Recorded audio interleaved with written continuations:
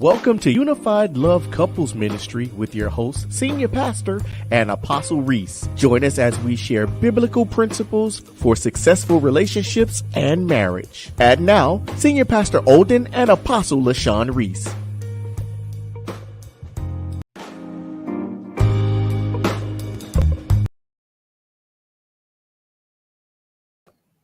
Good evening. Good evening. Blessings to everyone on tonight. Thank you so much for joining us. Woo, woo.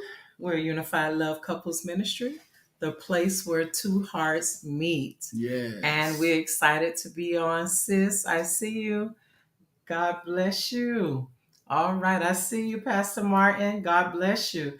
Thank you so much for joining on tonight. Yes. And we are just going to wait a couple of minutes to give others the opportunity to log in. And start sharing. Yes, please do. Tag. Look, even if the person is single, I know a few of you are single and desiring to be married, please share this to those that are single. So they'll get knowledge on how to treat their husband, how to treat their mate, how to treat even the one that they're in a relationship with. So please, if you'll take a moment to share this broadcast with others. Yes. All right, Pastor Kimbrell, God bless you. Thank you so much for joining tonight. Cuz, we see you, Sean. Thank you so much for joining Woo, woo. on tonight. Yes, tag someone in. Do the @ and you'll see a list and you can share it with others. Yes.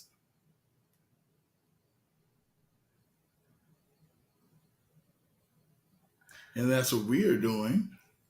Yes, we are. All right. So our topic tonight is genuine appreciation and fulfillment. Genuine appreciation and fulfillment. So in order to be appreciated or feel appreciated, and in order to feel that you're fulfilled, that you're full, that you're receiving that you deserve, we have to be able to identify and fulfill the needs of the one that we're in a relationship with. So simply placing ourselves in the other shoes will give us a level of appreciation for our significant other, for our spouse.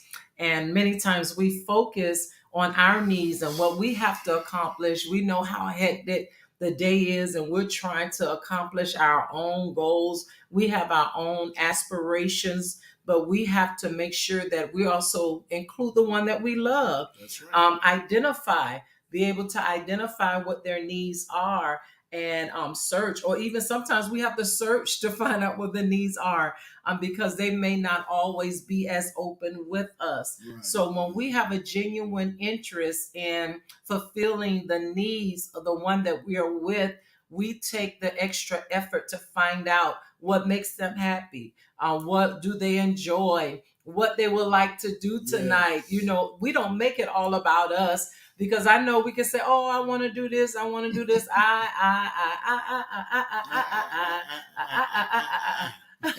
But we have to make sure that we remember that we also are not in a relationship by ourselves. That's right. So what that means is, not only do I fulfill my needs, but I also fulfill the needs of the one that I'm in a relationship with. Yes. So that's what we're going to cover on tonight. We know the principle that if we live by the principle, do unto others as you would have them do to you. That's Luke 6:31. Right. Luke 6 was talking about how we should treat our enemies. So I want you to pay close attention to this. Luke says this is the way that we are to treat our enemies. We have to love them. We have to do good to them, even if they hate us.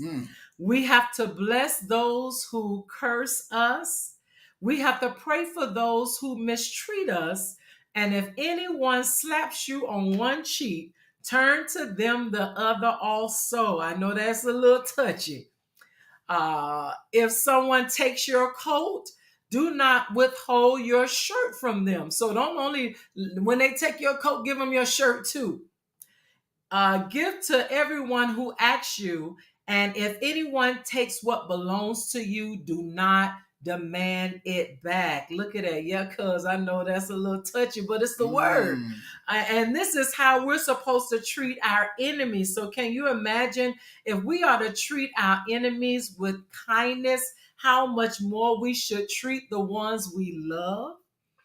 We're going to pause right there. Yes. I have to do all this for my enemy. I have to do all this for those that despitefully use me. I have to do all this for those that talk about me, scandalize my name, slap me, take things from me. So if I have to do all of this, look at that. How much more do I have to do for the one that I love, I'm in covenant with, I'm dating, I'm engaged to? How much more do I have to do? All right, y'all know how we roll. Put questions or comments in the if you have questions or comments, please document them. You know that we answer questions, we are transparent, and we are here. All right, Neat, we see you. All right, yes. So Yes. Okay. So we was talking about Luke 6:31. Do unto others as we want done unto us. And Luke 6 began to talk about all the good things that we have to do towards our enemy. So if I have to love them, I have to do good, I have to bless them, I have to give to them, not even try to get things back. How much more do we have to do for the one that we love? Well, most of the time, married couples, relationship couples, we don't treat each other. Most of the time, they don't treat each other nice, or they act like that person is the enemy, but they love them too. Yes. So I don't know if you can love somebody and then still look at them as an enemy. Then you really don't love them. I really don't think if you're hating them, if you're cursing them, if you're mistreating them, and that could be for man or woman, right? Because you got some men that that do that. You got some women that do it to men. Yes, and it goes both ways. And if we doing, if you're the kind of person who's you done gave everything, you done helped, you done tried, and they still disrespect you, and most of the time that person is so selfish they don't even want to apologize for anything they did wrong. Right. So we see you, Pastor Carlton. Fam, thank you for joining us on tonight. So I really think that it really coincides with with people and with relationships. Not that part of the slapping part. I don't suggest it's okay for a man or a woman to lay hands on each other at all. If we getting to that point, then we seriously need some help. Right. I really think that should not even be in the question where we're physical with one another. Well, this example was given that if our enemies do it, and we know that sometimes enemies tend to retaliate. So, of course, we're definitely not looking for that in a relationship. So when we talk about genuine appreciation and fulfillment, appreciation is an expression of admiration. Right. Now, remember, this is the person that you're spending the rest of your life with. This is the person that you are potentially marrying. This is the person that you're currently courting, and you're establishing a relationship that will be lifetime. So if I love this person, I should be able to show gratitude and be sensitive to their needs. Even before marriage, I should know what my fiance needs. I should know what makes them happy. I should know when they're troubled, when they're bothered, when something happens.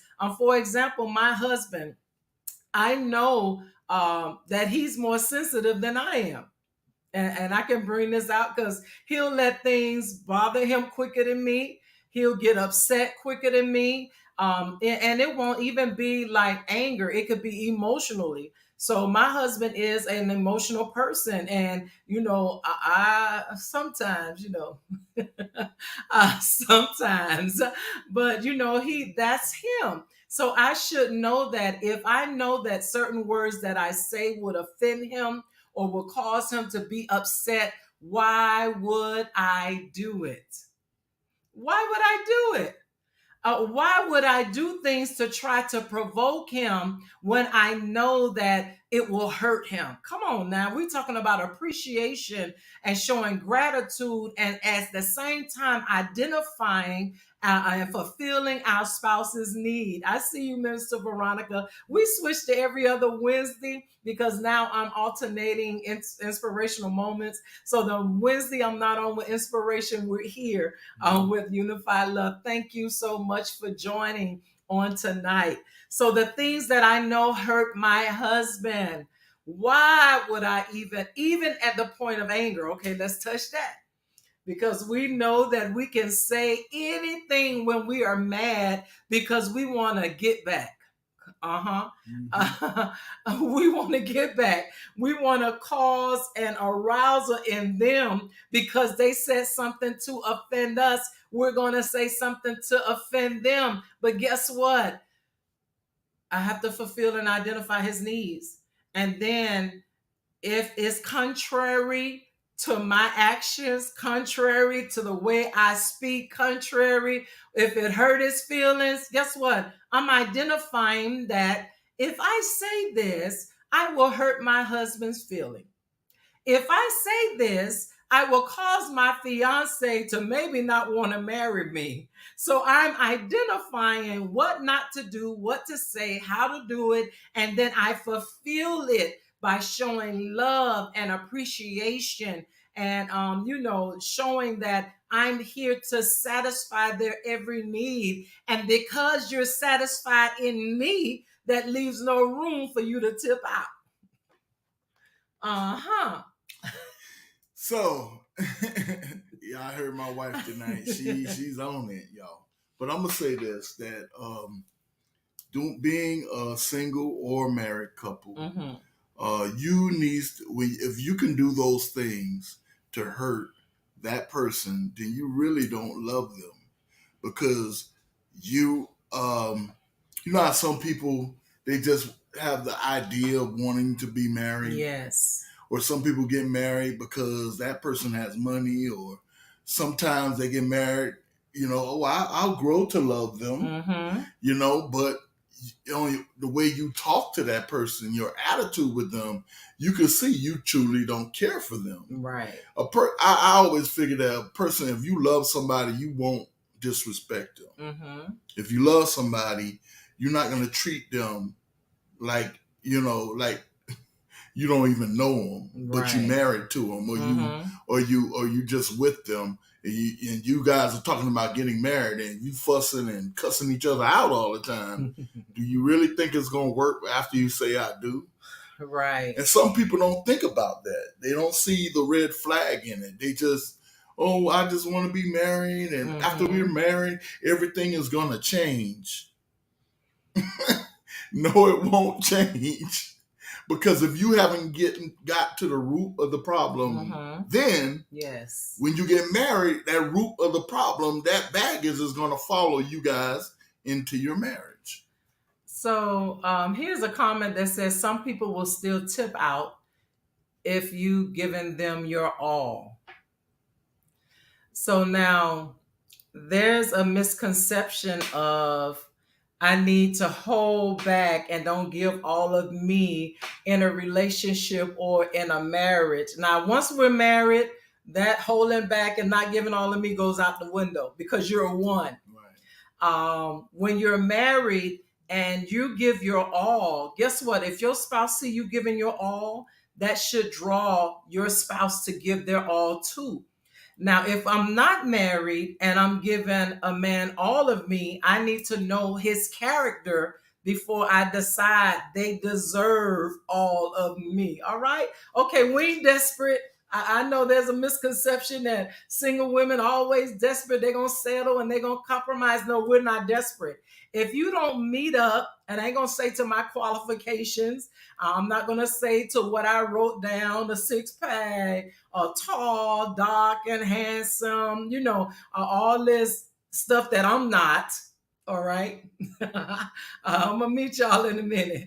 We have this idea, this fantasy of this ideal person that we want, and we're not ideal ourselves. Okay. Uh-huh. So if we are not sure that this person will be faithful to us, why will we marry them? If we're not sure that they're committed to us, then hey, there's some more things that we need some more counseling. We need some more premarital counseling before we decide, because I'm not really sure that you're ready to be. Don't tell me you don't see the warning signs. I know love is blind and we've done some dumb things while we're in love, but we're talking about marriage here. So we see the warning signs. So if we're still desiring to marry this man, although he has wandering eyes and we've seen him looking, if we still desire to marry this man, even though he's flirting right in front of our face, come on, you can't tell me that this man ain't gonna tip out on me. You can't tell me you ain't see it. You ain't see him winking. You ain't see her. I'm sorry, I don't know nothing about that. So. But the point is that we see these things, we tend to, and we intentionally ignore them because we want somebody. We want to be married. We want to know if we see this man loves us, if we see that they are dedicated to us. Look, all this happens before I'm married now. I'm helping the single women, the single men. All of this should happen before I'm married. If I can trust you and we're not married, then I can trust you completely with my heart after we're married. I see you, Evangelist Kathy. Thank you so much for joining. All right, we good? Now, that is true, what my wife said, because if you can't trust them before you get married, then, if you got a woman that's, she got a lot of friends, per se, and she always tell, oh, they're just my friend. Of the opposite sex. Listen, I don't know if all the time men and women can be friends unless the guy is in the friend zone. He trying to get close to the woman. Because some guys will stay in the friend zone just to be close to, the girl they want to get with. So, yeah, and sometimes, yeah, friend, but how many friends do you have? Right. How many friends do you that you choose not to introduce me to? Right. Or you be texting back and forth with. Hi, TT, we see you. So, you got to be sure that that's the person that you want to be with. Me and my wife always talk about red flags. You need to look at the red flags. Yes. You got to know if that man or that woman is serious about marrying or being with you. Because I don't think, a lot of people go out here, they just want to date and mess around and do those things.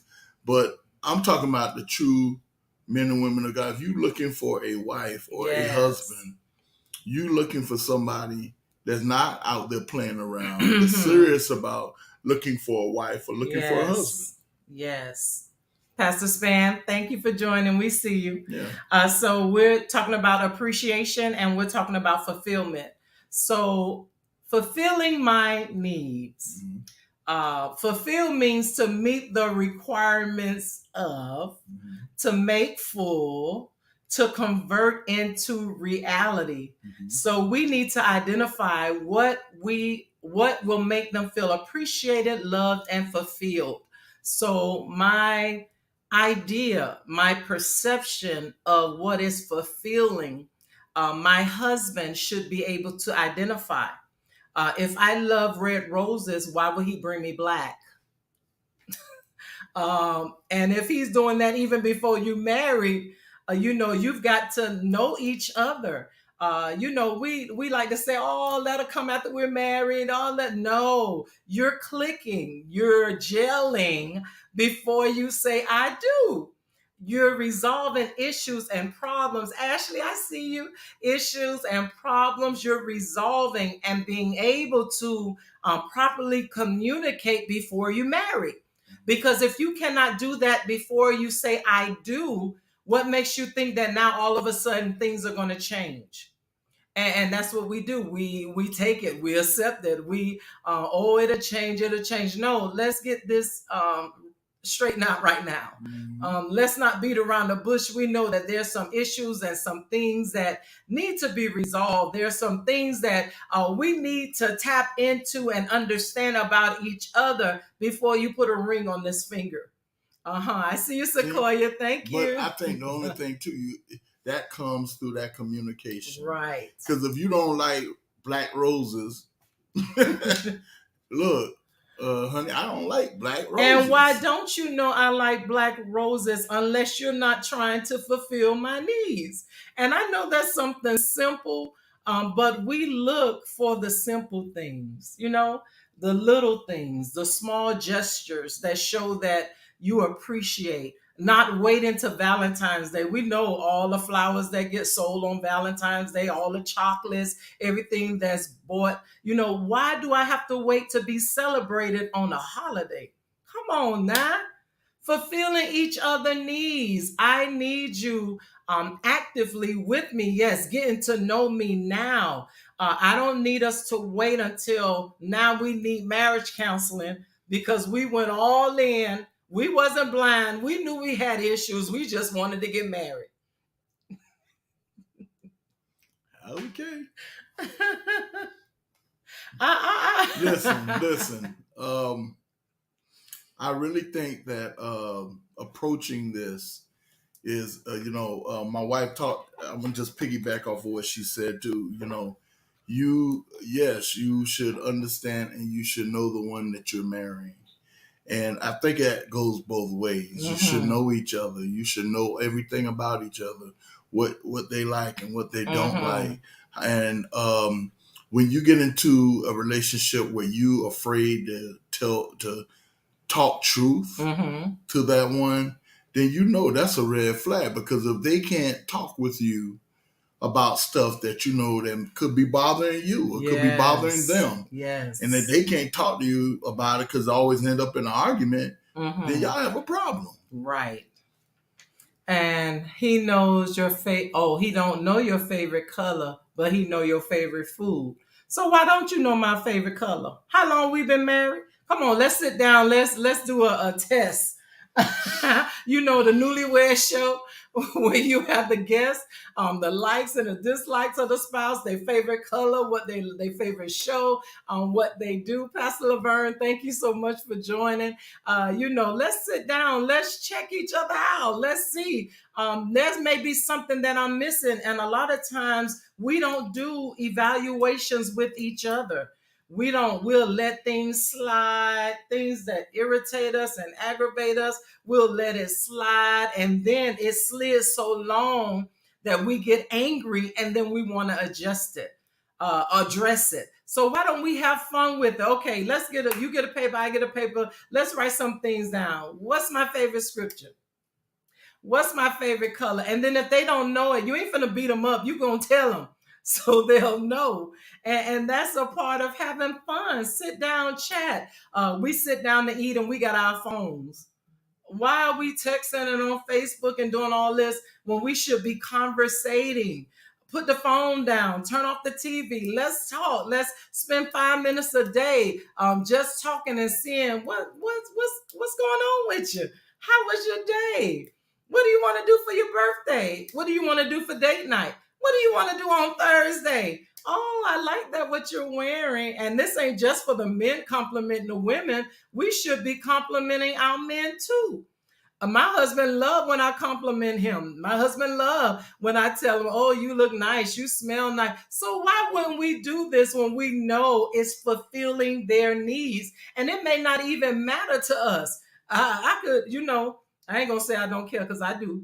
But I'm saying I could be the type of person that don't care to receive compliments. But if I know that my spouse does, then don't hold back. Shower them with appreciation. Shower them with love, and then you won't see your marriage going down a dull, dead end because you're keeping it exciting. I am doing all the talking.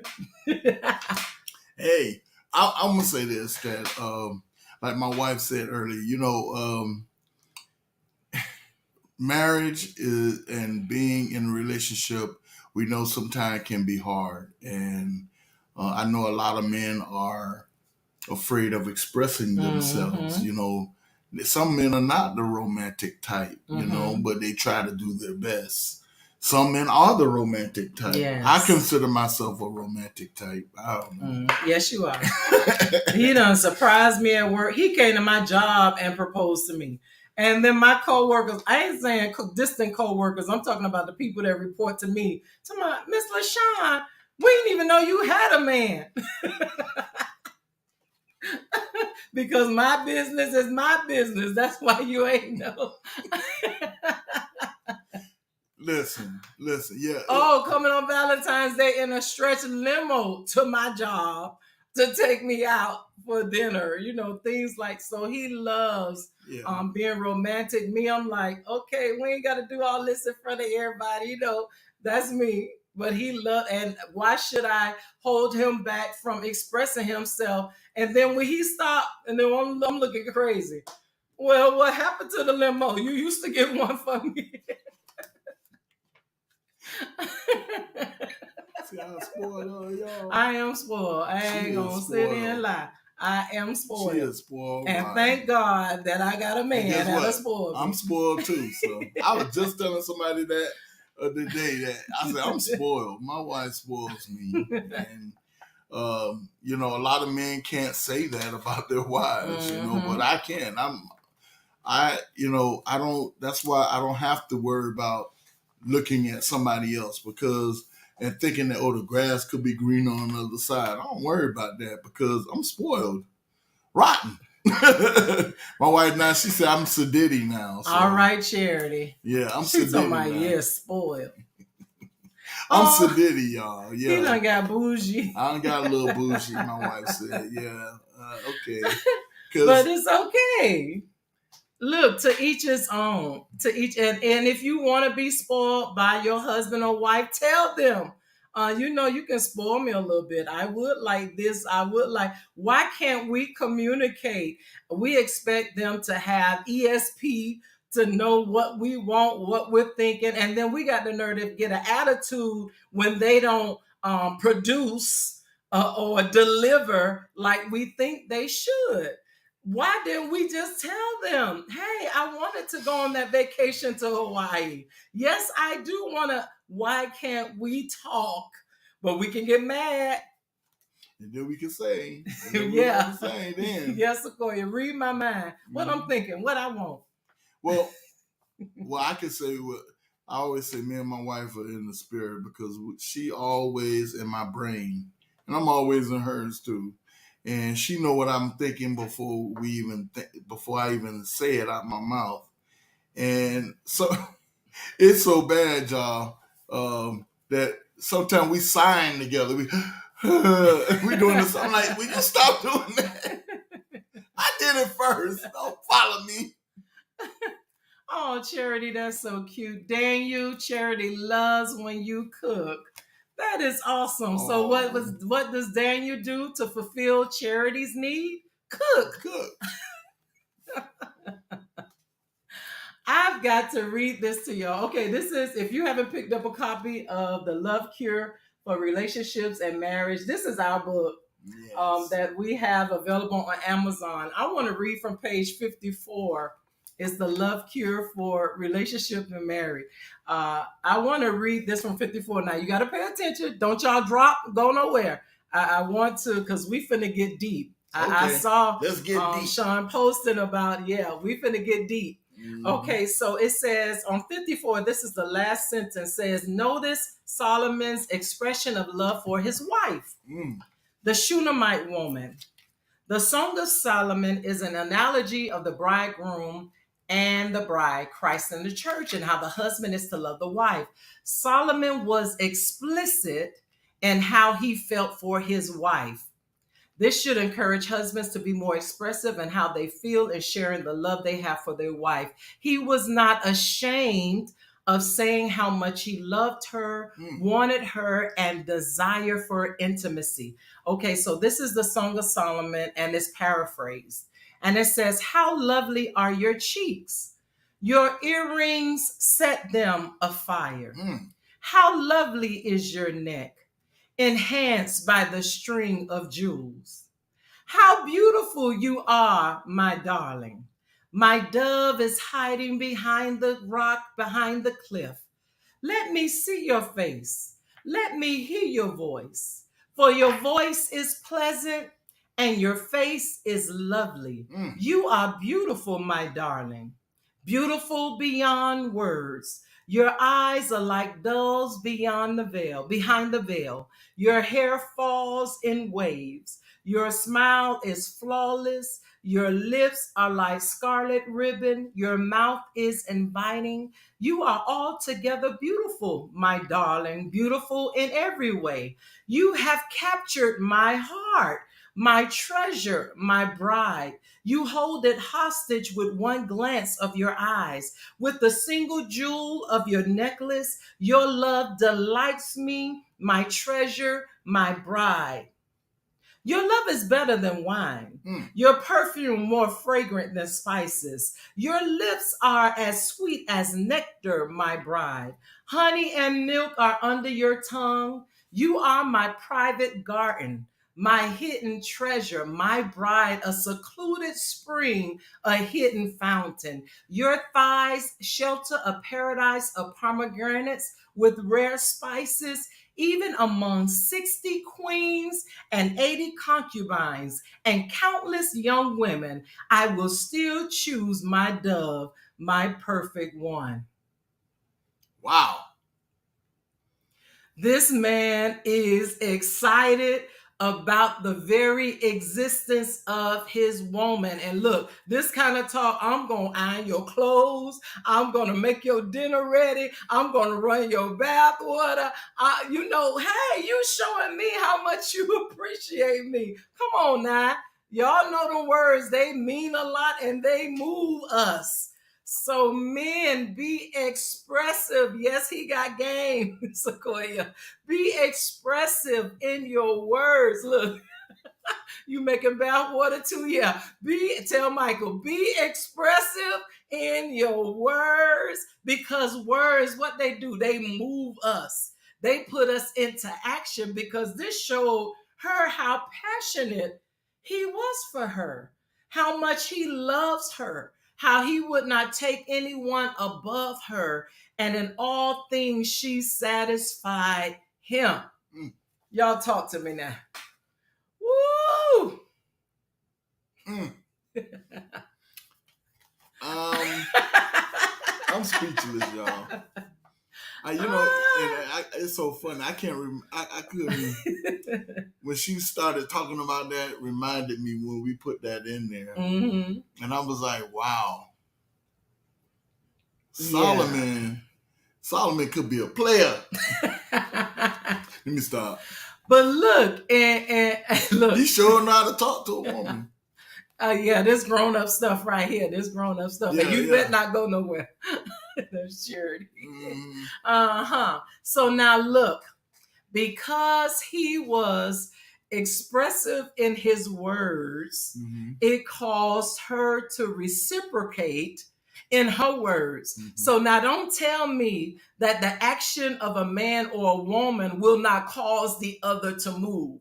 Because if you're showing me appreciation, guess what? I'm going to show you appreciation. Exactly. And if you are showing me love and you're showering me with love, I'm going to show you love. That's how I can say I'm spoiled, and he can say he's spoiled too. Because when we get those things and those things happen, guess what? And guess what? One of us have to do it and start it and initiate it. If we both waiting on each other to move, when is it going to happen? So when we feel, I'm reading your comment, Sean. Yes. So when we feel the love, we respond with love. So here's the Shunamite woman. This is her response. Grown up stuff. Kiss me and kiss me again.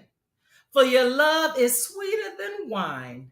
How pleasing is your fragrance. Oh, you smell so nice, baby. I know. Your name is like the spreading fragrance of scented oils. You are so handsome, my love, pleasing beyond words. He escorts me to the banquet hall. It's obvious how much he loves me. Strengthen me with raisin cakes. Refresh me with apples, for I am weak with love. His left arm is under my head, and his right arm embraces me. My lover is mine, and I am his. Promise me, O women of Jerusalem, not to awaken love until the time is right. Why not awaken love before time? Place me like a seal over your heart and like a seal on your arm. For love is as strong as death. Its jealousy as enduring as the grave. Love flashes like fire, the brightest kind of fire. Many waters cannot quench love, nor can rivers drown it. Look at her expression of love to Solomon. Look at that. She knew that Solomon was hers and she was his. Look, this how deep it was. One night she yearned for Solomon so bad and he wasn't there. What she did, she went out on the streets looking for her love. Y'all read Song of Solomon. She went out looking for him and she said, I've got to find him. I can't live without him. She even asked the watchman, have you seen the one I love? There is nothing wrong with professing our love, displaying it and being emotional. And if we continually express our love, guess what? There won't be no shadow of a doubt that our love is genuine. Be expressive. Well, she was going to find her man. Yes, I've got to find him. And what they ain't have no shame about it. Look at us. We all playing hard to get. We come on now. We playing hard to get and well, I ain't doing all that. That's why you ain't got no man now. Oops. And may not ever have a man because you're not willing to stand beyond what you're used to. You know, we drag into new relationships, things that have happened in the past, and then we don't give that new person an opportunity to even be expressive. Oh, this one hurt me. That one hurt me. This one hurt me. And we end up eventually driving them away because they don't want that baggage. Can we talk? Or this real talk, all right? Real talk with the Reeses. They don't want this too much. I don't want to fight for this. This too much. Like, you got issues, my babe, you got issues. Man, you got issues. Like, I don't want to keep hearing about your old girlfriend, things that happened to you in the past. That's why that you hit it right there, the nail on the head. That trauma. So before we even get into a new relationship, whatever trauma is in our life, we have to deal with it. We have to go before God and we have to ask him to heal us from our trauma. Babe, share your testimony about the 7 years and God giving you what you lost. Come on. We got to heal first. Well, I'm going to say this, that when you are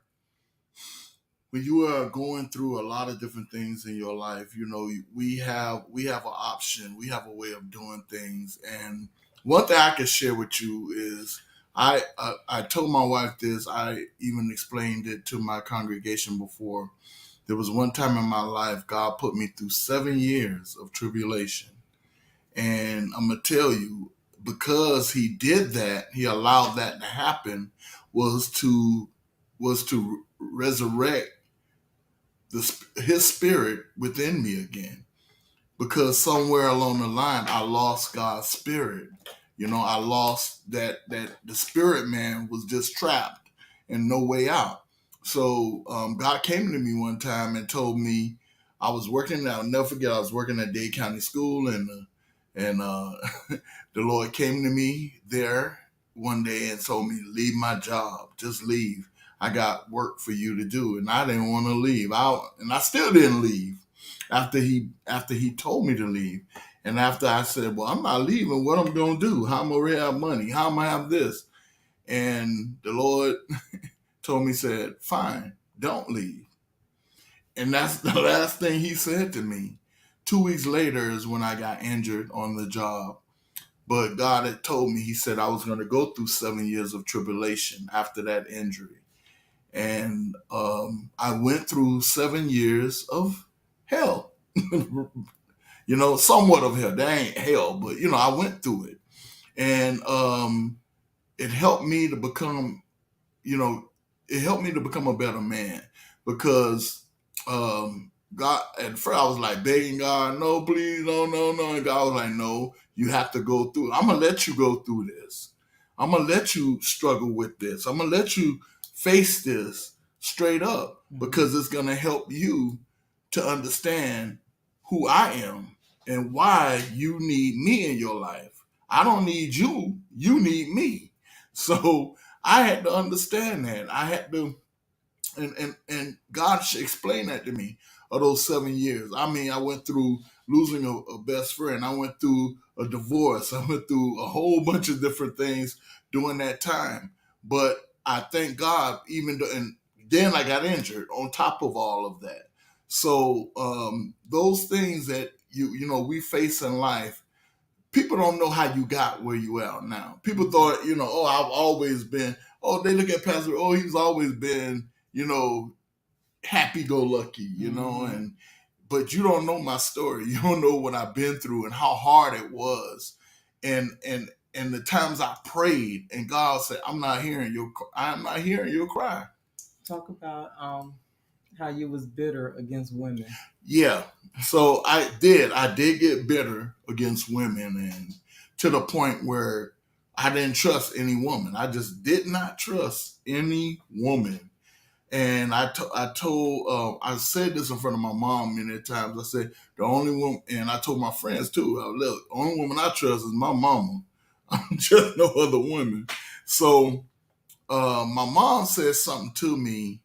She said, son, I don't think you should say that, because one day God gonna put somebody in your life that's gonna turn your whole life upside down. And that's gonna be the woman that you're gonna marry. And I'm like, yeah, whatever you say, mama. I don't know about all that.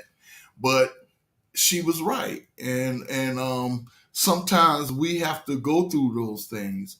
God had to let me go through all that to wake me up inside, to wake up love again in me, because I had gotten to the point I didn't want to be with nobody no more. Look what your cousin said. What? I'm so glad you found your queen, Nishan, because you was a sad puppy cousin, and I had to hear it. Yeah, she did. She had to hear some stuff. But sometimes when you in your bad place,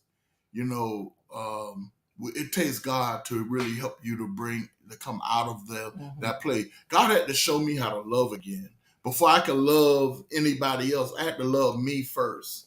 And then I had to ask for forgiveness for things that I had done, even though I felt like they should be apologizing.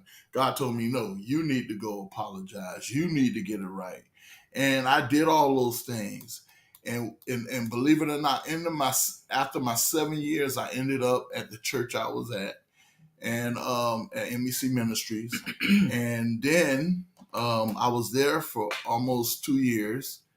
And I told my bishop, I said, look, I think it's time. I'm ready to get in, be in a relationship. I want to meet someone I want to marry. I want to meet a woman I want to marry. And he told me, he said, well, go home and write down how you want her to be and what kind of woman you're looking for. He said, pray over it for 7 days. And then he said, I want you to go in the backyard and burn it. Offer it up to God. Don't worry about it no more. Just do that. And I did all those things. I wrote down. And I remember one day my mom was like, "What you writing down? What you doing?" And I told her, "I'm writing down the kind of woman I want to be with." And she said, my mom was so funny because she said, "Son, you don't need no more black women. You need a red one." I said, "What?" She told me, "You need a red woman. Put down there. You need a red woman." I said, "How you know what I need?" But I did. I wrote it down, and I said to myself, I said, I needed somebody that can handle me, that can deal with me, because I know I'm a handful sometimes. And it had to be somebody that could understand patience, having patience with me. So I think that's what God did. When I offered that up, all those things, how I wanted her to look, what kind of person she was, kind-hearted, understanding, but always showing me wisdom and understanding of how to do things and how to live the life of Christ. And I needed somebody that could pray over me. I needed somebody that could tell me about God. I needed somebody that can when I'm unencouraged, they can encourage me, because how would it be as a man if you don't have a woman that don't even pray for you, don't even encourage you? So I thank God, for that, because everything on my list, God gave me. So, but look, he had to deal with the trauma first. Yeah, I had to deal with it. And be delivered by God before God even brought us together. Yes. So now at the same time, I'm 10 years since my first marriage. And, we ain't gonna even talk about it. We ain't going there. From my first marriage, 10 years without being with a man. At the same time, now the numbers coming together to me now.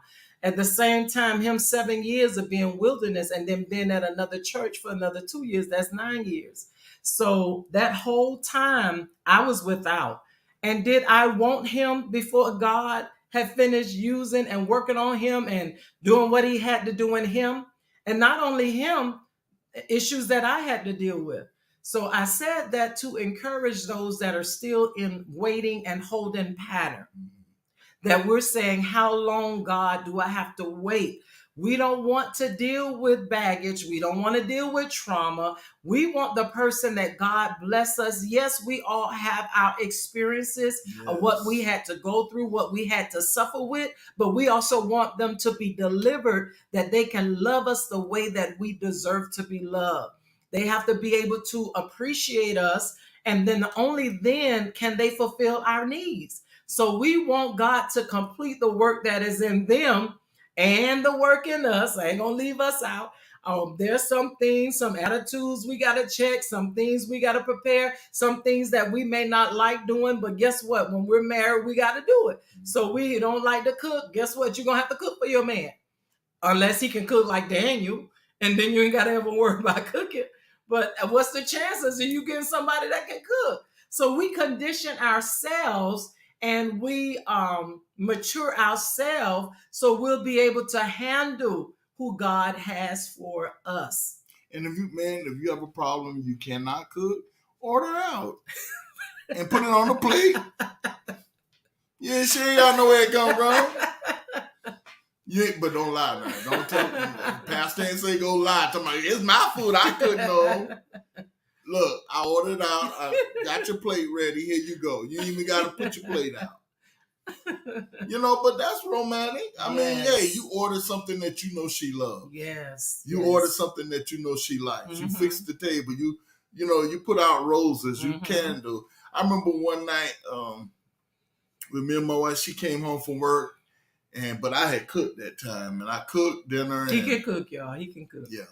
I cooked dinner and everything, and I put candles and I put roses on the bed. And she came home, and I had this light shining. Mm-hmm. And she came home like, wow. I had been cleaning the whole house and all that stuff.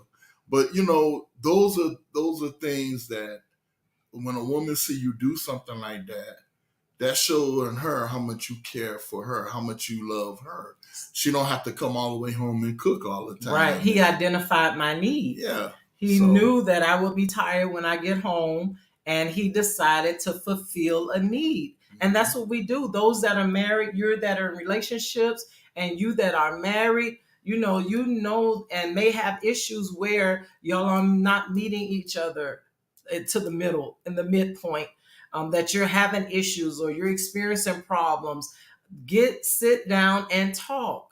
Sit down and communicate. I know you do this, but I would really love if you do this. I know you like this, but I really like this. Let them know. And it doesn't have to be during an argument. It could be sitting down, baby, let's talk. Let's talk about some things, or something that was bothering me, or somewhere that I feel that I was neglected, or I feel like I'm not appreciated. And then one thing to do is, when they pour out to you, regardless of whether you're the man or the woman, when they're pouring out to you, receive it. Don't cast it aside. Don't act like it don't mean that. Oh, that's so petty. That's so little. No. We're trying to build our relationship, and it may be small, but you aggravate me when you do that. You get on my last nerve when you do that. So be able to accept constructive criticism. Be able to say, hey, you know what? Let's work on that. And we can work on it together. I want to say this, something you said earlier about carrying your baggage. I'm from experience. I'm not saying this just to be saying it, but from experience that I had to learn. God taught me how to learn how to love someone else again, and also love myself. Because sometime in your life you may feel like, some people don't probably want to admit it, but we've all been there where we don't even love ourselves sometimes. That God had to do some things to change us, and I told my wife this a long time ago. I said, if you had met me then, I don't know if it would have worked or not. I said, maybe you could have helped me, or maybe it would, but I don't know, because I think that's why God did it the way he did it. He allowed me to heal on my own. He allowed me to go through that suffering, but still come out a better man, and come out a man of God, and knowing how to treat a woman, and knowing how to treat a wife. And do you mess up sometimes? Yeah, you do. I mean, I was married before, and yeah, I'm not saying it was all one person's fault. It was both fault, And sometimes it just don't work. You better off not being together sometime. That I'm not saying that's all the time now. I said sometime maybe that's better off, because if you start disrespecting one another, you start hating one another, then that's not a marriage anymore. That's two enemies going against one another. Absolutely. And that's not what it should be. It should be love. It should be like Solomon and his wife, where you're loving on each other and you're caring for each other. And in this marriage, I've learned, before this marriage, God was already showing me how to be caring, how to be loving, how to be selfless. Stop thinking of you. Because if you want a wife, you need to think of her too. And and if you want a husband, you need to think of him too. It's not about you. It's about your relationship and your marriage and your time with God. And I was telling somebody today, I said, listen, you're supposed to love God first, then your wife, then your children, then your church and all that other stuff. But God got to come first. And if God is not in the picture, your marriage is already lost. Does that sound right? That sounds perfect. Go ahead, baby. So if your marriage is already lost, then there is something missing. And if God is missing out of your marriage, out of your relationship, it's not going to work. I'm being straight up and honest. God has to be the equilibrium. Yeah, the equilibrium. He's got to be that what's the word I'm looking for? That glue, yeah, that glue to keep that marriage together. And even when you're in that relationship, you're learning from one another before you get married. and you're learning, hey, you know, we got to put God first. And as we put God first, we'll know how to treat each other. And I think even with Christian people, do you know the divorce rate in Christians is even so high today, to the point now they make you do 4 sessions before you can even talk about getting married. They make you do 4 sessions. And it's a shame because I even see Christian men and women getting a divorce. And it's sad because nobody wants to sit down and talk no more. Nobody wants to work it out anymore. Oh, we get so tired so quickly. And we think, you know, we've been with somebody for a while, you know, 20 years, and then we decide, oh, I don't want to be with you no more. And then when that person leave and you leave, and now you see them with somebody else, now you mad. Right. What you mad for? Right. You know, I rather in a marriage, I'd rather you work it out. Get out what the problem is. Learn how to have fun. I said this the other night at our anniversary. I thank God because me and my wife, we know how to have fun together. We know how to do things together. And we don't blame each other for when we lose things, or, you know, and we have lost some stuff, but we don't blame each other. We work through it, and we just try to keep it moving, and we keep that positive attitude. And I think that's the biggest thing in a marriage, even when you have messed up in your finances, you're messed up in you've done some things, you know, that could hurt either one of you, but you learn how to bounce back, and you're not blaming the other person. Yeah, they could have been wrong, you know, and I've had issue at times I was wrong, you know, but my wife supported me, even though I'm, you know, made some mistakes. Yeah, and we all do. Nobody is always perfect, but we try to live every day perfect, you know, and try to live for God perfect.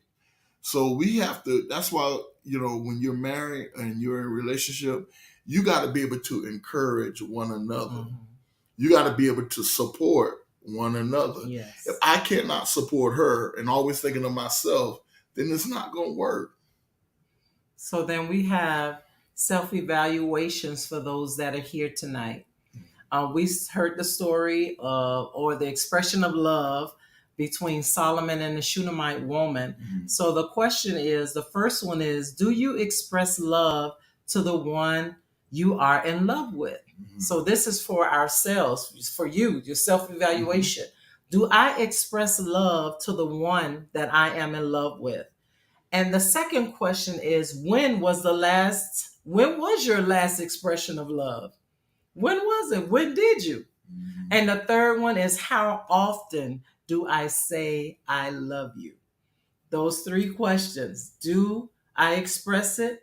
When was the last time? And how often do I say? 3 words go such a long way. And it's a way that shows genuine appreciation, and it fulfills the need of the other to be loved. We enjoyed you all tonight. I want to say one more thing to add on, and mine gonna be quick. I want to say this, that if you're in a relationship right now, you're in a marriage right now, and you feel like your marriage is boring, you feel like you know, hey, this ain't going nowhere. He don't even bring me flowers. She don't even fix my bath water. She barely cook my food. You know, somebody have to make the first move. And I think those are times where you can sit down with each other. Maybe it's something that you need to say to her to get her motivated to want to do those things for you. Maybe it's something you need to say to your husband to let him know how much you care for him and you want him in your life. And you want the relationship, and let him know why you married him. You know, let her know, why did you marry? Look, I married you because I love you. I married you because I didn't want nobody else. I married you because I wasn't looking for anybody else. And when I found you, you was the woman for me. Oh, see how easy that is? Man, it's not hard. Just, you know, I don't care what they say on TV and all, old man is unaffected. The devil is a liar. If you want that woman, you're going to be affectionate. Yes, believe me. Yes. Because if you don't, somebody else will. I'm just being straight up and honest. Somebody else will show them, you know, what you're not showing them. And if you're not doing it, believe it, you're going to see evidence of it. Mm-hmm. If another man start hitting on your wife or hitting on your husband. Oh, she don't want to, I cook you food. I bring your clothes to my house. I'll wash it. Yeah, somebody willing to do what you want. I'm telling you. So you better be careful. Talking about you don't want that man. Listen to your friends. Talking about something, hey, man, if I was you, and you ain't even got a man. So sit your butt down. You ain't even got no man. Like they used to tell Tommy, you ain't got no man. And you ready to tell, you got so much advice now. Mm-hmm. Sit That's your it. butt down somewhere. Mm-hmm. You ain't even married. So how you gonna tell me how to be with my man? How you gonna tell me how to be with my woman? Yeah. Because you know why? Yeah, you want me to leave her so you can go try to sneak in there. Uh-huh. Mm-hmm. We done seen that. I done seen it many a times.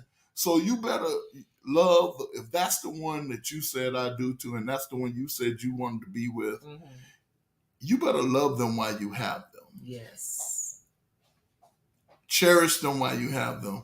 One thing I've learned from marriage was this, that the longer you're married, the better you should get. That's what I believe. I believe the more you've been together, the more you know each other, the more you cherish each other, the more fun you have together.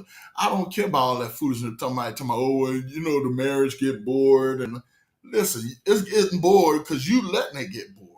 Like they say, wine gets better with time. Yeah. So if that wine spoil, it's because of you. If that marriage is spoiling, it's because of you. You're not doing what you're supposed. Well, she's supposed to be. Well, he's supposed. No, it's both of you.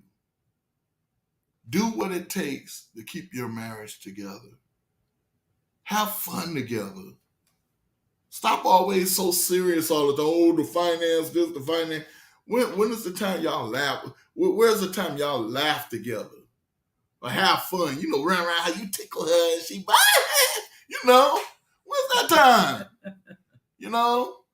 Me and my wife and me throwing stuff throwing a little water at each other. She hit me with a pillow. It's okay. You're having fun together.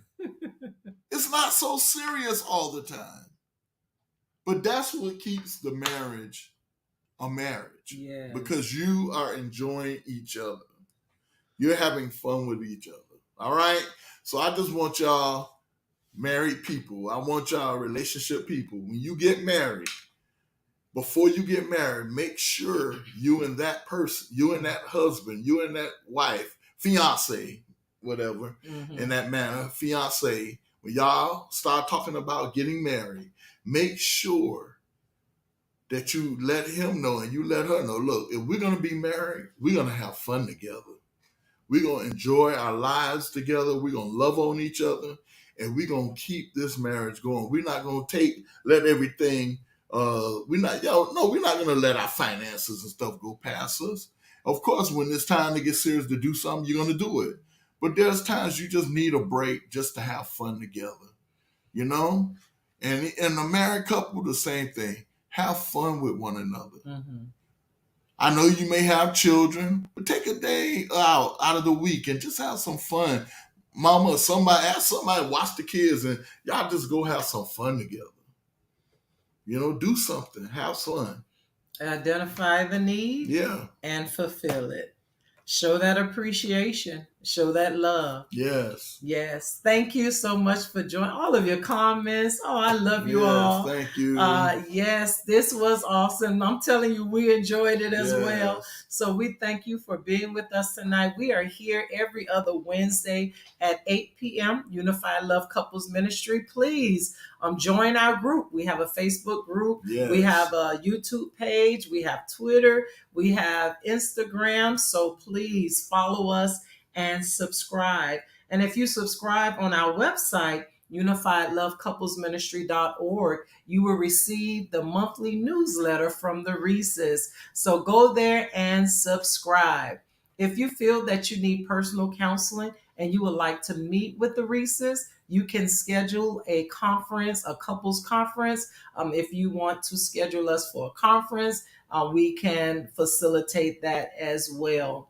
We are currently working on our communication builder workbook that we're looking to put out before the end of this year. So 21 days to success. And this is a communication builder for couples. So please look for us. We are already on Amazon with the Love Cure for Relationships and Marriage. What you heard tonight, we have in our book. It helps to cultivate relationships and build the communication level between you and your spouse, dealing with issues, dealing with trauma, you name it, it's in there. So check us out. We're on Amazon. Again, we thank you so much for joining us on tonight. This is Unified Love Couples Ministry, the place where two hearts meet. We love you. God bless you. Don't forget to share this broadcast. And remember, have fun with each other.